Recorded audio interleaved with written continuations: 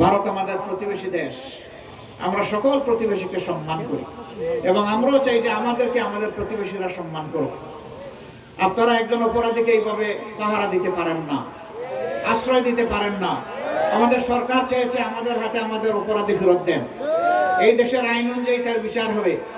আমরা সরকারের কাছে, বিচার বিভাগের কাছে আমরা দাবি করব, আমাদের প্রতি অবিচার করা হয়েছে তাদের প্রতি যেন সুবিচার করা হয়। তাদের প্রতি সুবিচার করলে তারা এমন পাওনা পাবে ইনশাআল্লাহ, তাদের জীবনের স্বাদ মিটে যাবে ইনশাআল্লাহ।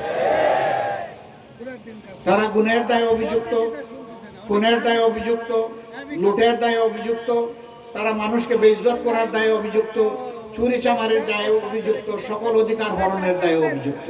শেষ পর্যন্ত যখন মানুষকে গুলি করে হত্যা করা হচ্ছে তখন ইন্টারনেট বন্ধ করে দেওয়া হয়েছিল হত্যার আলামত ধ্বংস করার জন্য। আপনারা দেখেছেন, ফোন করেই শেষ নয়, লাশগুলা ট্রাকে উঠানো হয়েছে, পেট্রোল দিয়ে সেখানে আগুন ধরিয়ে দেওয়া হয়েছে। কি নির্মমতা!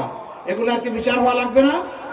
অবশ্যই বিচার হতে হবে, যাতে আগামীতে কেউ ক্ষমতায় এসে ওই রকম দুর্বৃত্ত এবং সন্ত্রাসী না হতে পারে।